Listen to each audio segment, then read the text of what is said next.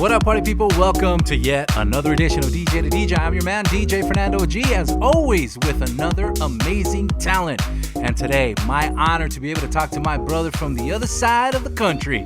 We're talking to none other than DJ Laz.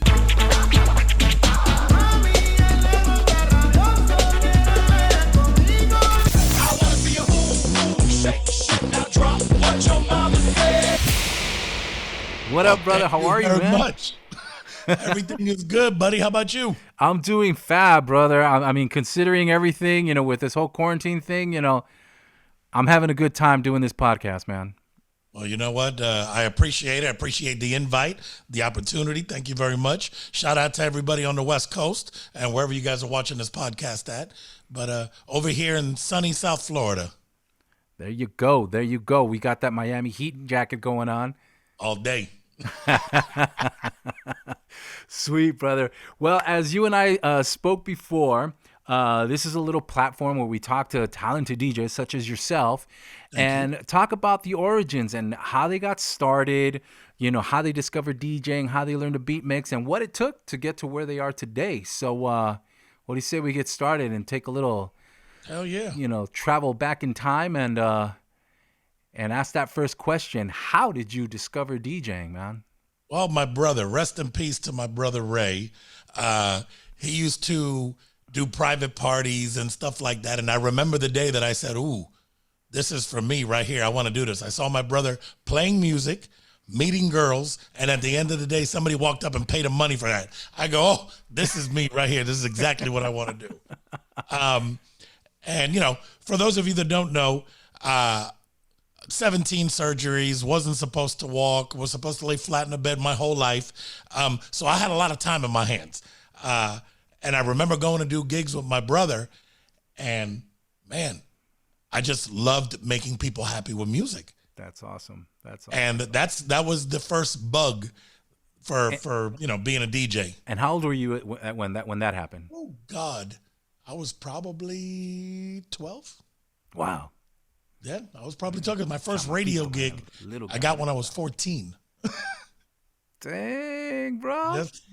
That's wild. And it's funny that you brought up about the surgeries and everything, because I wanted to ask you about that. I got to tell you that when you and I worked here at Latino 96.3 together, you inspired me very much because you told me the story of what your mother told the doctor when they gave you the news. And I would really love for you to tell that story because it impacted me. I live by that now because of that story that you told me. So please share it with everybody. No problem. I'm going to go back some years. Basically, my mom got pregnant, very late. She was 37 years old when they got here from Cuba. I wasn't a planned baby. It was like, we're free. Woo! Let's have sex. And that's pretty much what happened. Well, when I was born, it was a little different. And mind you, I'm the baby of 4. So my mom knew the routine.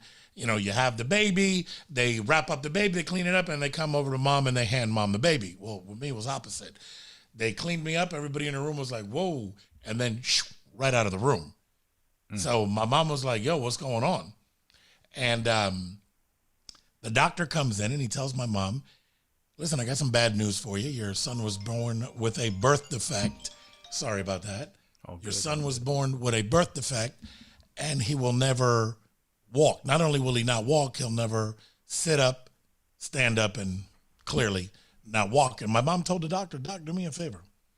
Those words don't ever repeat to anybody again. She goes, especially don't tell my husband because he doesn't have the faith that I have. Mind you, doctor's like, Mrs. Mendez, whatever you wish, no problem. And proceed to go home. Oh, and I don't know the timeline on this, so don't quote me on the timeline, but I'm going by about the story that my mom said. Right. She said that one day she's in the kitchen, and I was in La Cuna, in the crib, and she looks over, and I sit up. And mom was like, whoa, wait a second. Now, mind you, mom had made a promise, and that's why my name is Lázaro, that if I were to walk, she would get a dress made out of burlap, potato sack, for a year, and she would wear that dress for a year. So that was the promise she made. So she looks over and she sees that I'm sitting up. She calls the doc and she goes, Doc, Laz is sitting in the crib. Mrs. Mendez, oh my God, that's a miracle, blah, blah, blah, blah, blah. Keep me posted. She calls the doc back, and again, I don't know the timeline. Doc, Laz is standing in the crib. Mrs. Mendez, I don't know what to say. Oh my God, blah, blah, blah. Hang on one second. Hey, if this woman calls back, she's crazy, so tell her I'm busy, okay? Okay, cool. Mrs. Mendez, yes, congratulations. Yes, oh my God, it's a miracle, blah, blah, blah. She calls the doc back. She goes, Doc, Laz just walked. Mrs. Mendez, do me a favor. I need you to check yourself into a mental institution. It is physically impossible for your son to walk. You're delusional. And there's certain things that you want to see, and your brain is tricking you into seeing it, but it's not real. It's impossible. He has no joints. My mom says, oh, so yo estoy loca. Okay. I'll be at the hospital in 20 minutes. She said when she pulled up to the hospital, there were 200 people outside. And I was one of those rare cases. Listen, I'm an OG now. I just turned 49 December 2nd. So 49 years ago, they had no idea what this Cuban pretzel was with bent legs and everything. Right. So my mom takes me out of the car seat, puts me down. She says, and, all messed up. I walked to the doctor. Said the doctor fell to his knees, didn't move for 20 minutes. And the doctor, after he, was like, yo, I don't know what just happened or how this happened. Everything that he read, everything that he studied, everything that was taught to him just went out the window. Yep. So the doc said, I don't know what happened, but now it's time to get to work. And here we are 17 surgeries later. A lot of faith and, shout out Mama Mendez. Amen. But yeah. God bless her, brother. God bless her, man. That's awesome. Yeah, dude. That when you told me that story, dude, it seriously impacted me, man. And at the time, I had just become a father, so. Oh, imagínate. Yeah, so it was like very impactful. Listen, one of the biggest fears I ever had was having my own kids. Yeah. Oh, for sure. My first go around, I met a girl. We're since divorced, but she had 2 beautiful kids. She was a good looking woman. I was like, oh, perfect. This is where I'm at. I don't need to worry. I don't need to have that stress. Right. And, we lasted 7 years and all that good shit, but moved it forward. And now I've been married 20 and have 2 beautiful kids. And I remember when we went to the doctor for the first time, the first ultrasound. I'm like, yo, what do the legs look like? Do the legs good? That was my biggest concern. Oh man, I don't blame you. I don't blame you. That's a beautiful story, man. Beautiful story. True story. That's the kicker. Let's get back into the DJ world. And so sure. 12 years old, you start learning how to DJ and stuff. What would you say was your go-to to learn to beat mix? Like, for example, everybody has a different way of how they learned. How did you figure it out? Dude, I was, like I said, when all the other kids were outside doing normal kid stuff, I was in the house with, pins in my knees and that kind of stuff. So I had a body cast and all sorts of stuff. So every time I had a surgery, I'd have to learn how to walk again. So it was crazy. But I had a lot of time on my hands. And I remember I told my old man, I said, hey, if you buy me a pair of turntables and a mixer and some speakers, I'll never ask you for anything again. Boy, has that cost me 100,000 times over with him. But I would just sit home and practice. I would listen to my brother, and I would just sit home and practice. And I had a lot of time. And I'll tell you this too, that my mom was a singer in Cuba. I get that music blood is definitely there. Mm-hmm. So I would just sit home and I would I like the way this sounds with this. I like this. And the radio game is what really taught me how to program a set for radio. Because there's a difference the way you play in a club and the way you play on the air. Most definitely. You know what I'm saying? Program directors all the time are like, play a good portion of the song. That I never listened, but it is what it is. But dude, I learned how to beat mix. To me, that's extremely important. Scratching and all that other stuff came later on. And I used that into making music as well. Because one thing that my brother had, He loved to, make people dance and have a good time, but he didn't want to take it past that. And I was like, oh no, I want to make my own records. I don't just want to be the DJ playing the records. I want to play my own. I want other DJs to play my music, that kind of stuff. And dude, it was years and a lot of hard work and a lot of no's.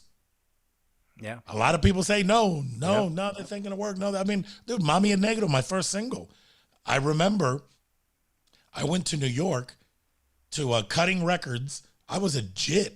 I'm walking around New York like I knew what I was doing. I had no clue. But I went to every different label, and every label turned me down. Every label said to me, oh, it's a novelty. It's good, but it's not gonna work, and this and that. And I'm okay. And then finally, I came back home after going to all the labels in New York, and I linked up with a label here in Miami. And the guy said, you know what? It's crazy enough that it might work. Let's do it. And that was the beginning. That's awesome. That was the first mix of Latino, merengue-influenced Miami-based music. Yeah. That's when I discovered you, man. It was that thing something came that was, out, man. Boom. Think about it. It was completely different than anything else that was out there. Yep. I love and that's what because that's back what made then, people go. When I discovered that track, I mean, I was still doing the exposés, the Stevie B's and all that stuff, and you were coming, in on the tail end of that, and it just, but that kick and that bass that you added to it, man, it was just like when you would pop it in, like boom, and it was just like, oh man, and you could feel it throughout the club, man. I loved it, and it was so different that it made people go, "What is that?" Same thing that happened on the radio. When people would hear it on the radio, they would turn their radio up because it was something different. It didn't sound like everything else that was out there. And that's what made it. You had us all screaming in our freaking cars, Mami El Negro está rabioso. We were going crazy, bro.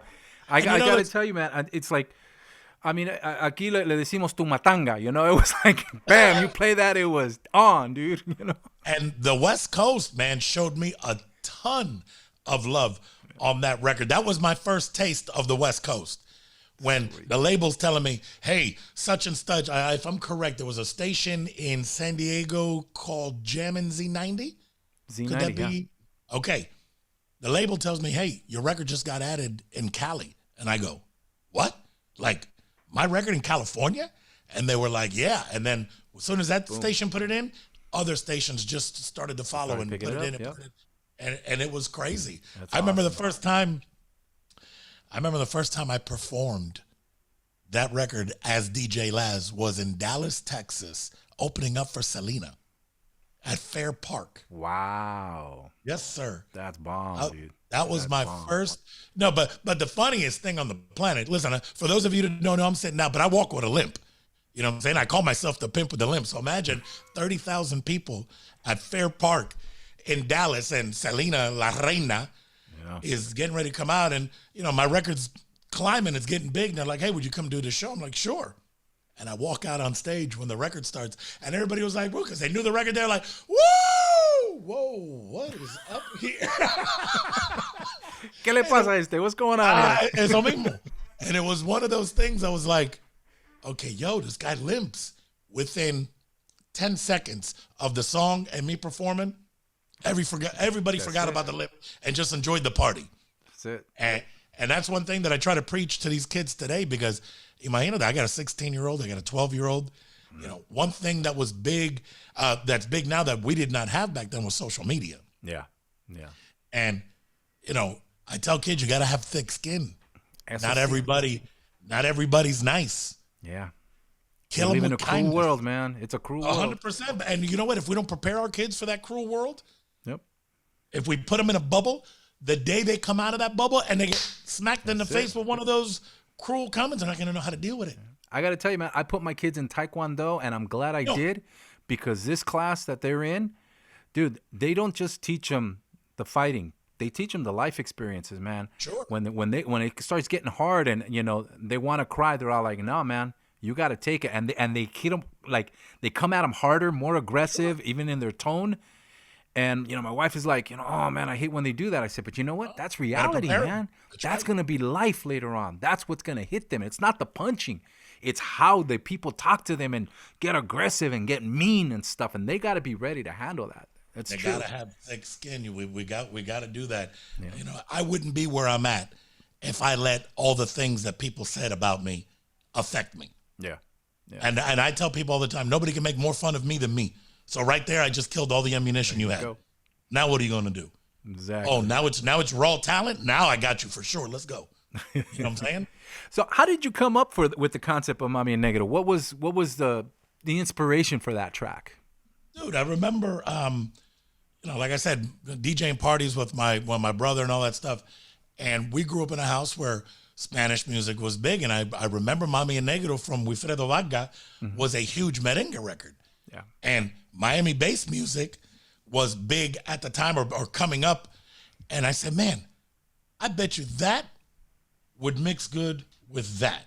And I played Ain't Nothing But Tutti Frutti, Get on the Floor If You Got That Booty, Clay D, Boot the Booty. And I played that and I mixed Mami El Negro in and it worked perfectly. Matter of fact, I was so excited when I heard it together that I said, ooh, that night I had a mix on the radio. I said, I'm going to do this mix on the radio. And people were hitting me up. Yo, that was awesome. Do that again. Blah, blah, blah, blah, blah. It was just one of those things. Yeah. And it blew up. And then I said, okay, I can't just leave this too good just to be a novelty mix on the radio. I'm going to make a record out of it. And that's when I linked up with Danny D and DJ Wiz, Boys from the Bottom. And I brought him this idea because I played, you remember Boom, I Got Your Girlfriend? Yeah. Okay. Well, Danny D brought me that song on a cassette. I brought a cassette player into the radio station and hooked it up with RCA cables and played Boom, I Got Your Girlfriend off a cassette on the radio. So he was like, man, I can't believe you just did that. And that was another one of those records that just blew up at the time. And yeah. So that's it was wild. Crazy. And what equipment were you running back then? Because obviously it wasn't computerized. I mean, there was some computers, but it was definitely a different thing. Yo, Quan, you tell me where my SP1200 is? You think I'm kidding? My SP1200? I want to show them on camera. Can you grab it real quick? Which, by the way, the original machine that I made all those records on, right here. Yeah, buddy. That is an MU SP1200. Nice. I sent the machine out probably about 5 years ago to get refurbished. And there's only one guy that does it, and he's in Cali. Mira nomás. And he me lo dejó nuevo de paquete. That's bomb, dude. Me lo dejó. That's bomb. I still make records on that today. I believe it, man. And the cool thing is that you can combine the classic equipment with the new equipment and still come up with even more unique sounds. And that's the beauty of it, man. To me, watching, like my son is 16, he DJs as well, he produces, and watching him produce on, FL Studio or whatever program he's using, and just all you got to do is click the sound and drag it. You still got to, you got to have the knowledge, the skill, the creativity to put it all together. But before, for Mami El Negro, I had to sample that song on 45 and then slow it down because that thing only has 8 seconds of sample time. Wow. Wow, dude. And where did you get that intro? Because that was the other thing that I freaking loved. Un americano que llega. Abba Jede was a Cuban comedian in Abba Jede, and my old man had vinyl albums of Abba Jede. Okay. So I remember getting the album, and I'm like, I just got to listen to this. And I would just listen and listen. And I remember, un americano que va a una fiesta de latino, tiene que estar loco. Ño. And the ño, he used to say ño all the time. And I go, dude. That was bomb. That was honestly even the whole concept for the video. Because if you look at the Mami El Negro video, it was a white guy that went with a Latin girl that he was dating to a party. And he's like, hola. Yeah, exactly. But tell me that didn't depict a white person going to a Spanish party back in the day. Dude. Oh, yeah. And la miradas and everything, the looks, like, what? Where did you come from? Yeah. For sure. But one thing that music does, it brings people together. Yeah. No matter what religion, what ethnicity, music can bring people together. And that's what that song did.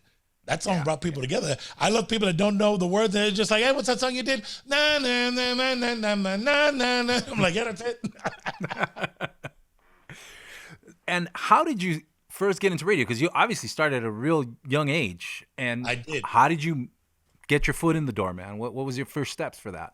Okay, so do you remember a group called Will to Power? Mm-hmm. They had that song Dreamin'. Dreaming, yeah. They had Baby I Love Your Way, which went to #1. Yes. Well, Bob Rosenberg, which is the founder of Will to Power, producer, singer, he used to work at Hot 105, which was a radio station here.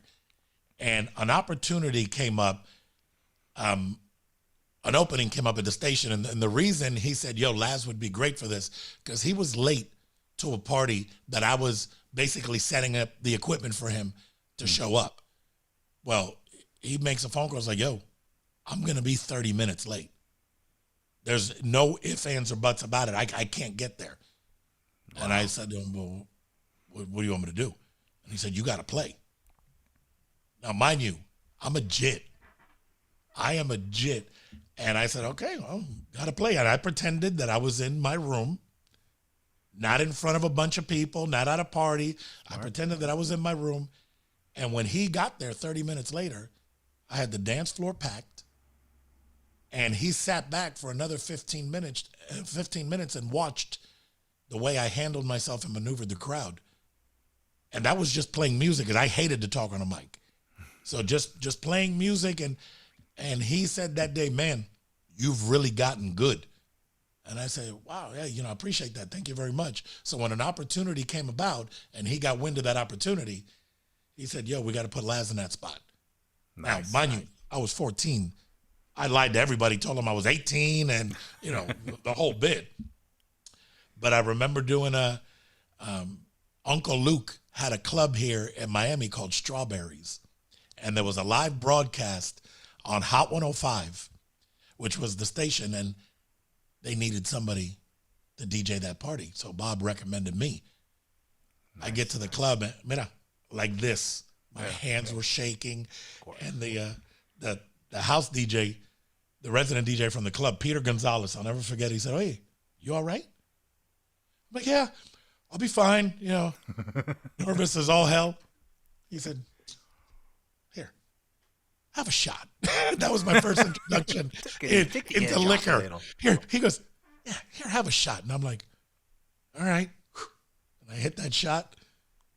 Boy, 5 minutes went by, and I was like, yo, this is good. Hey, you got another one of those? And lo and behold, I did the night. Get a call the next day from the program director, and he said, hey, got nothing but amazing response. I heard it on the radio. The nightclub owner was thrilled. Everybody there was thrilled. If you want the job, it's yours. Come in Monday and sign the paperwork. That was the beginning. Nice. And you took off, man, because you were #1 in Miami forever, man. And how many years was that? Let's see. I've been in radio now almost 30. No.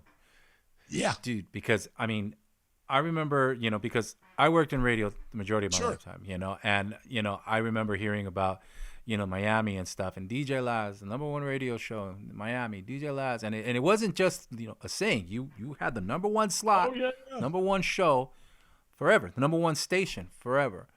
And interesting enough, I know of other on-air personalities that were on a station and had great ratings in both English and Spanish, great ratings.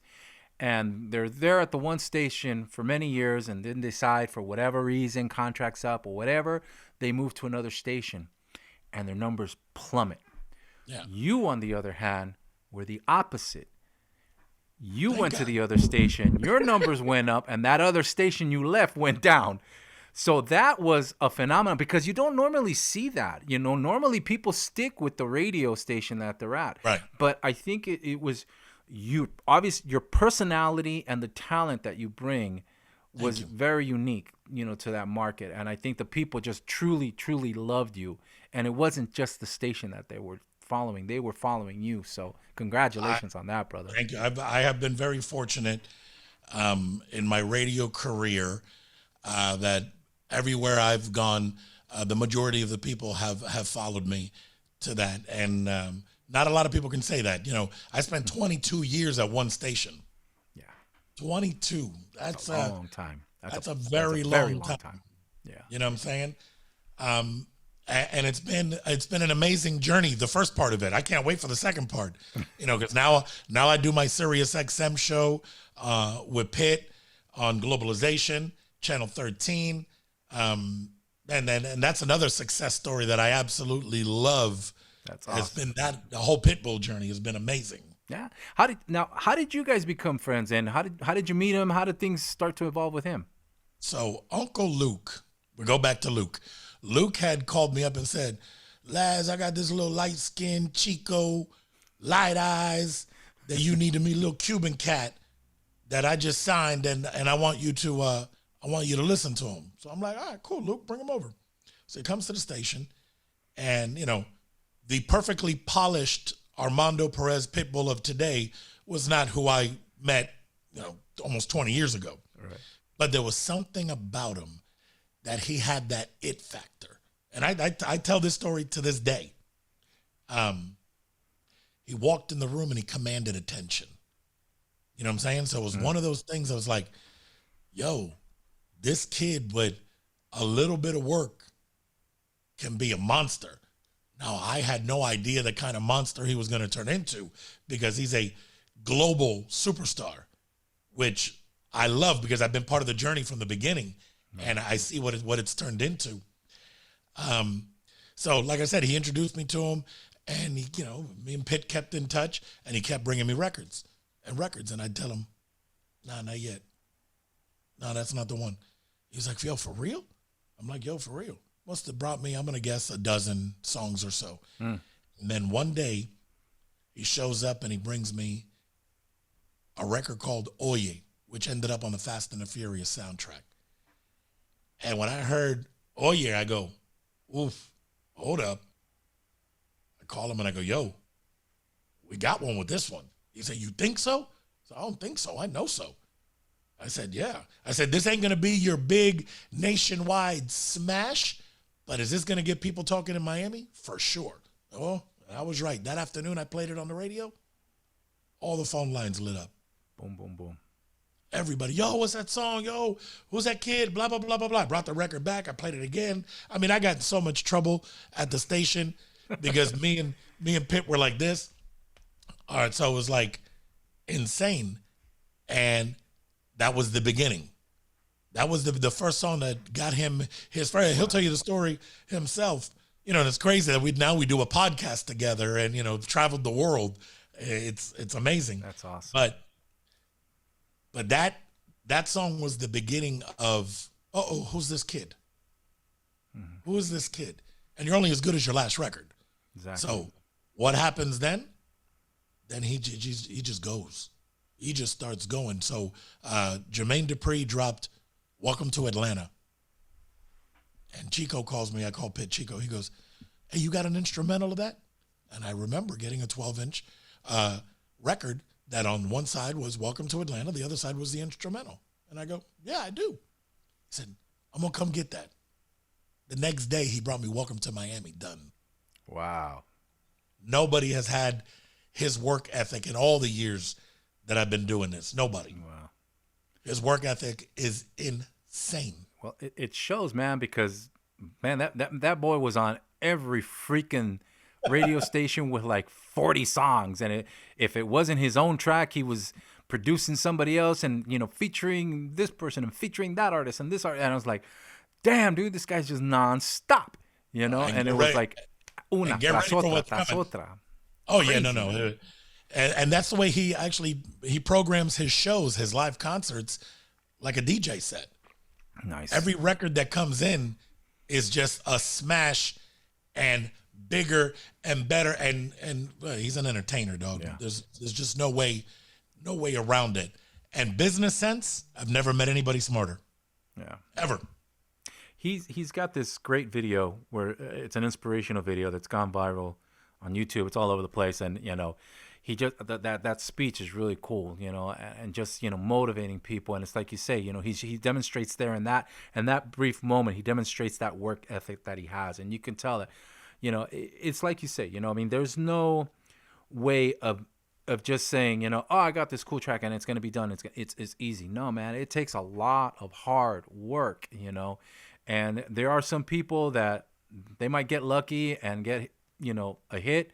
But yeah, the one hit wonders, but you got to work at it to get that type of status. Like what he did, man, is whoa. And what he continues to do, because the man is unstoppable. It goes into the, people say to him all the time, and he says this, yo, Chico, man, you're so lucky. He goes, it's funny. The harder I work, the luckier I get. And it's so true. Put in the work. There's no such thing as instant gratification. People want things right now, and I don't care. No, you got to put in the work. Exactly. You got to put in the work to get to that kind of level. You know what I'm saying? And a lot of people don't get it. They don't understand the hard work that it takes.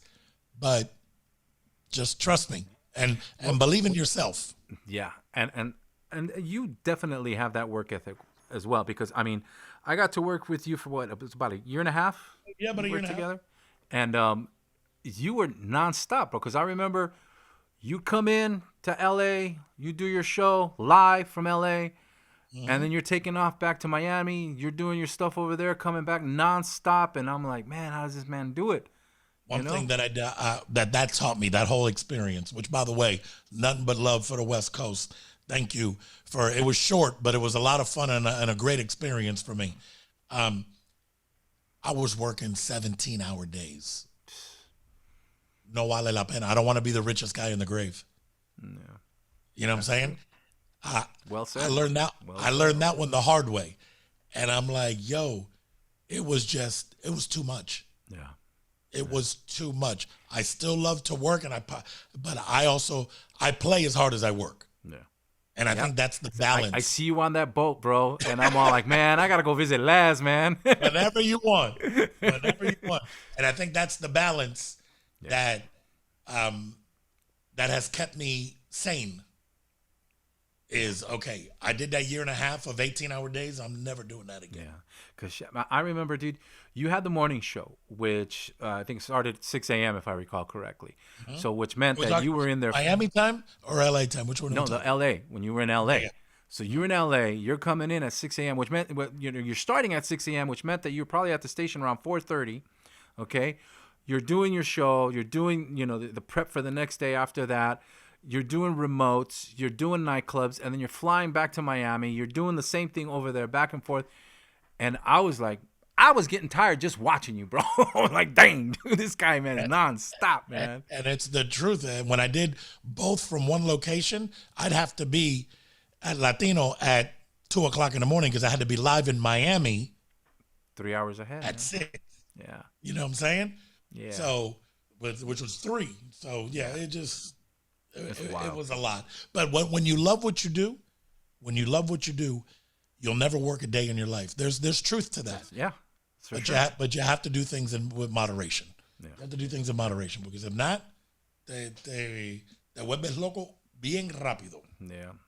So I remember. I'm sorry to cut you off, but go ahead. One thing because it reminds me, when I went to Latino and we were giving away tickets for something, and I remember saying, caller number, whatever, is going to get tickets, and I get a call. It's like, hey, here we say boletos. And I go, what's a boleto? I didn't know that a boleto was a ticket, because here in Miami, we don't use boletos. Right. You know what I'm saying? So when I'm over there at Latino, and I think at that time we had to change the name to LA 96.3. LA 96.3, yeah. And, bro, it took me forever to get used to saying boleto. Well, yeah. I mean, and then it's like what we were talking about the other day. Here in LA, man, you got a freaking melting pot, because you got los mexicanos, centroamericanos, and then in Centro America you got nicaragüenses, guatemaltecos, hondureños, salvadoreños, nicaragüenses, puertorriqueños. Puertorriqueños, costarricenses. I mean, everybody, and they all have their own little accent and lingos, you know. And 3 Cubans.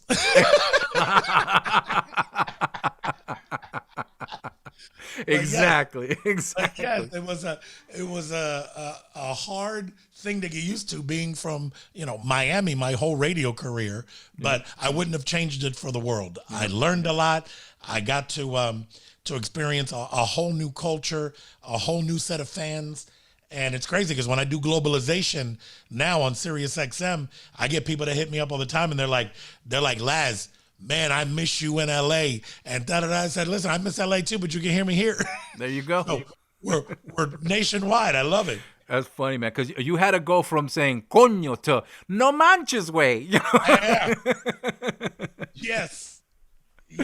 That's hilarious. Definitely That's hilarious. something that I had to adapt to. And another thing I remember, because I'm 6 foot, right? So You're a tall man. That's for sure. And it's funny because somebody would come up to me and be like, dude, you're the tallest Mexican I've ever met.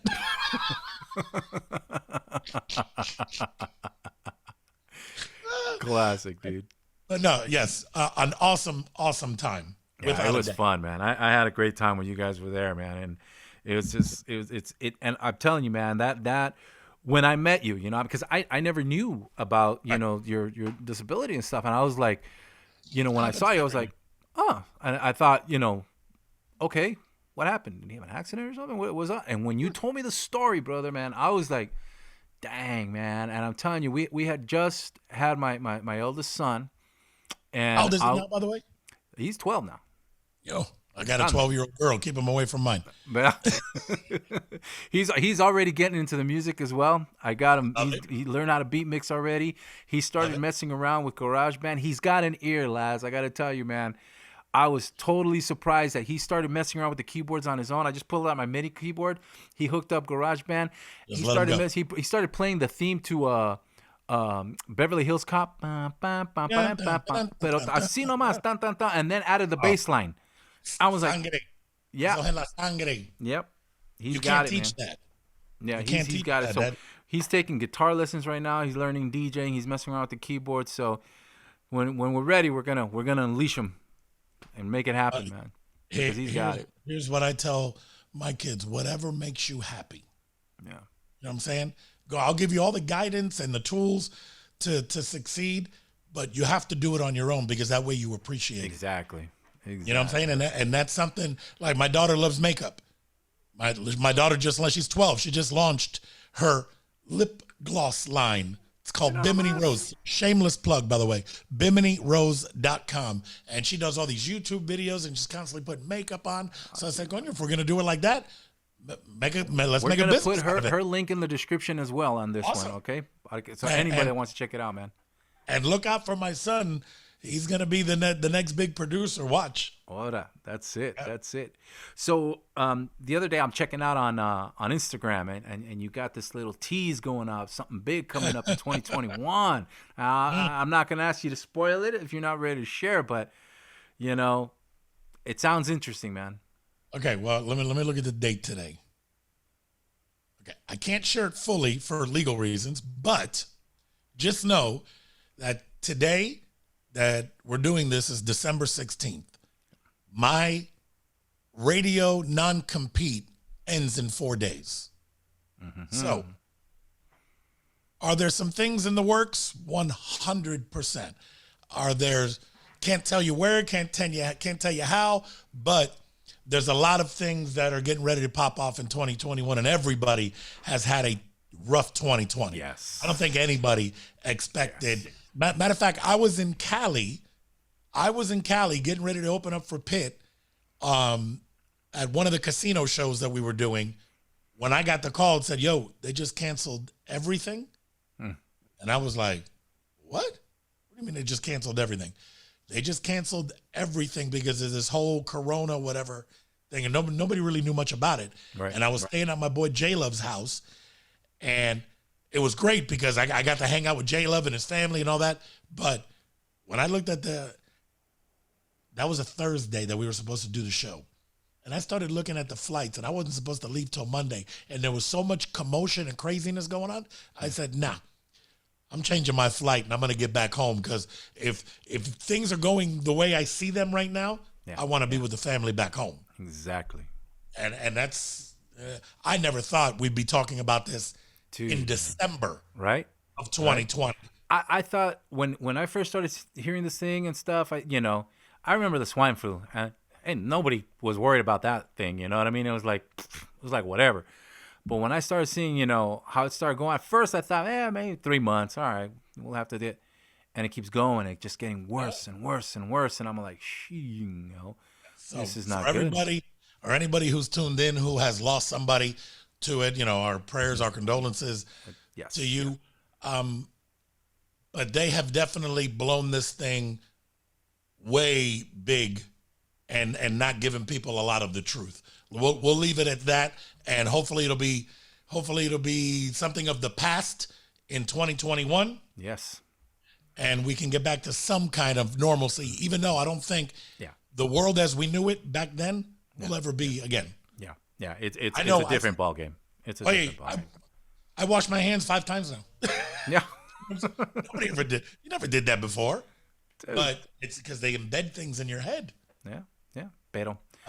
But it is what it is. Now, talking about that, how would you say that having to quarantine and stuff, has that helped you with creativity and stuff like that? Because I know with me, it opened up my creative mind. I mean, I started doing a whole lot of different things that I never thought of doing. Would you say that would pretty much the same for you as well? 100%. You got to pivot. You gotta adapt to the situation. There's when we first got locked down on quarantine, there's a page that is here on Instagram. It's called Only in Dade. Big following, big following. Everybody in Dade, in Broward, in South Florida at that time would go there for entertainment, for their news. So I started talking to a buddy of mine who runs and owns the page. He's like, man, why don't we start doing mixes on Thursday night? And I'm like, you know what? What the hell? We're all locked up in the house anyway. And it became a thing. Nice. It became a thing. Thursday night at 9 p.m. on Only in Dade. And we were getting 100,000 people, 120,000 people. I mean, it was, if you really start thinking about it, the biggest club in Miami holds 5,000 people. Biggest. Yeah. It's funny how you bring that up, because I talked to Richard Vision. Sure, Hump Division. Yeah, my boy. He and I grew up together, and when I talked to him and I interviewed him, I said, what was the biggest crowd that you had ever played for, around the world? He goes, and he tells me, you know what? I played a lot of places all over the world. He says, but my biggest audience to date was online. Yep. It was huge. I'm like, true that. Makes sense. You know what I mean? No matter how much money we have made in this career, playing overseas, this, that, no matter, if we were to get 50 cents for everybody who logged on, imagine, it would have been huge. Yeah. Just think about it. And it's funny how you say that, because that was going to be kind of like my next question. It was going to be it was a situation where I started thinking to myself, what's going to happen after COVID? Are we going to start pivoting a little bit towards more virtual elements and stuff? Are things going to start happening? And I start seeing all these artists now doing these virtual concerts and doing exactly that, charging to get in. So what's your take on that? Do you think things are going to change a bit? I think there's going to be a group of people that are that fear is in them, and they're not going to want to go out for quite a long time until it's an all clear zone. Got what I'm saying? Right. There are a lot of people that right now have cabin fever, can't wait to get out of the house and go to a damn concert. But I think it's going to be a touch and go scenario. I think the people that go out to test the waters are going to be the proof of whether, yes, it's safe or it's not. Yeah. But one thing that the COVID numbers that they don't ever talk about how many people get it and recover from it, because the mortality rate. Good observation. Good point. The mortality rate is huge. Yes, people do die. I'm not telling you no. And that's why I said, if you've lost somebody from this, I have lost friends from this, but understand, a número is that big in the scope of what this is. So do I think it's going to get back to, 20,000 person arenas or 100,000 person music festivals? It's going to take a little bit of time. Yeah. I think it's going to take a little bit of time because people are scared. Yeah. There's no doubt. It's a different world, man. But you can't live in fear. No. Because that is coming from, again, I was born in the United States, but my parents are Cuban. My siblings are Cuban, from Cuba. That's communism. When they try to control everything that you do, when they try to control you with fear. Yeah. I don't know. It's We'll see. We'll see. So we're coming up to the end of this little interview here, but before we go, man, what do we got next from you as far as music-wise? Are you producing anything? Are you working on any tracks, any artists you're working with? What's up with that?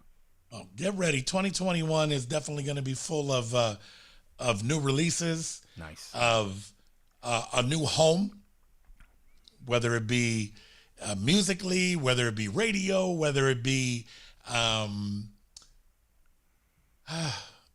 trying to tiptoe around how I say a lot of great things in 2021, and they all have to do with the industry and the next big thing that's coming. Nice. So just know that one thing I read, and it was so true. If 2020 didn't show you what your hustle is, you don't have one. Fun. That's it. Done deal. So, you gotta hustle it out, and you gotta figure out a way to move, shake, and drop. You like that? How I incorporated the song in that? I like that. I'm not mad at this. There you go. And real quick, is there any DJs right now that you say are catching your eye, catching your attention, saying, this cat's pretty cool, or female DJ? First of all, I have a homegirl of mine. Her name is DJ Ilset. And she is just so much fun to watch because, there's DJs, some don't have any expression at all. Yeah. They might be an amazing DJ, but there's zero here. Yeah. Then there's people who are just living their best life behind the turntables. And Ilset is definitely one of them. Every time I watch her play somewhere, I get amped up because she's just having such an amazing time in what she's doing. And I think that's a takeaway from this that all of us can take away. Just have a great time. Yeah. And if you're not having a great time, find something that makes you have a great time. Exactly. Because life is way too damn short. So enjoy it. Live in the moment. Yes, prepare for the future, but live in the moment because the future's not promised. There you go. Well said. Well, brother, I got to tell you, man, when this thing is over, I'm going to be coming to Miami, knocking on your door. I'm going to say, where's that boat? Let's go. Whatever you want. Got it right in the backyard. So whenever you want, we go. That's jump a beautiful, beautiful thing you got there, man. And I see you going out there fishing and stuff. It was funny because the other day you also posted, I think it was a TikTok or something, some shark or something. And my boy. Was that your guy? Yeah. Oh, my gosh, man. I was like. It wasn't on my boat, but they went out. And, there's a ton of sharks. Yeah. Oh, buddy, don't wear sandals. At first, I thought it was you because I saw that thing. I said, damn, let's catch a shark. What the hell's going on? Buddy, that's too good looking of a foot to be my foot. You'd know if it was my foot. Te van a decir la pata chueca. Cuidado. Seguro. Oh, man. Listen, hey, it's been a pleasure. Thank you for the invite for the podcast, and you're doing amazing things for DJs and letting people in to a little behind the scenes of the world that we live in, and it's awesome. So I appreciate you. For everybody who's watching this, thank you very much. And appreciate you, man. look forward to the next one when we can actually reveal everything that's going to happen in 2021. Yeah, we're going to have to do another reveal. And of course, you that's watching, make sure that you check out the description because all of Laz's links are going to be there. So you definitely want to check them out. And of course, if you like the episode, hit that like, click the subscribe button, and as well as that bell so that you get notified the next time I have another amazing talent like the master, DJ Laz. Brother, God bless. Very much. Stay safe. Un abrazo.